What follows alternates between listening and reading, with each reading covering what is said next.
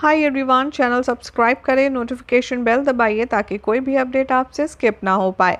TV serial झनक के आने वाले ट्रैक में अब आप देखेंगे कि अनिरुद्ध झनक की आंखें खोलता हुआ नजर आएगा। दरअसल ऐसा हम इसलिए कह रहे हैं क्योंकि जब जब बात आती है अनिरुद्ध और झनक की शादी या इनके रिलेशनशिप की, तब तब अर्शी का नाम लेकर झनक उसको गिल्ट फील करवाती है। लेकिन अब फाइनली अनिरुद्ध के सामने आ चुका है अर्शी का दोगलापन।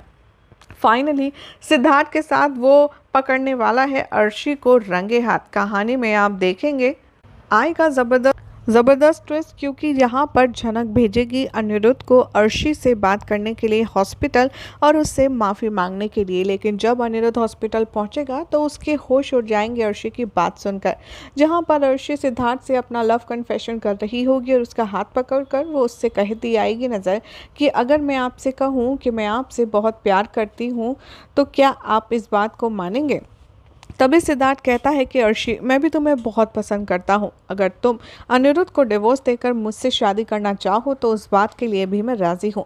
ये बात सुनकर के अनिरुद्ध शॉक हो जाता है और अर्शी भी यहाँ सिद्धार्थ को आई लव यू टू का जवाब दे देती है।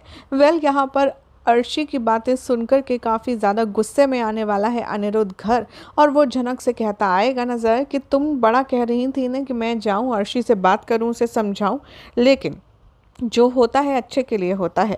मुझे अर्शी के पास अब ना तो जाना है और ना मैं कभी भी वापस जाऊंगा और ना तुम मुझसे कहोगी, क्योंकि वो अब सिद्धार्थ के साथ मूव ऑन करना चाहती है और इसीलिए मैं अब तुमसे शादी करूंगा, तुम्हारे साथ रहूंगा।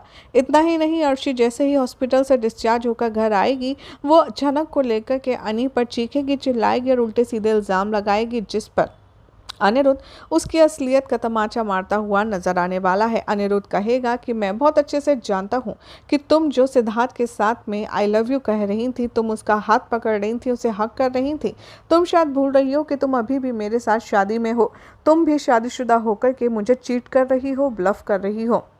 लेकिन अब बहसबाजी से कोई फ़ायदा नहीं है, क्योंकि तुम्हारी लाइफ में सिड है और मेरी लाइफ में है मेरी झनक। इसीलिए मैं चाहता हूँ कि मैं बस अब हम दोनों अपनी अपनी लाइफ में सेटल हो जाएं और एक दूसरे के साथ में कोई भी इक्वेशंस को बिगाड़े बिना अपने अपने पार्टनर्स के साथ हैप्पीली रहें।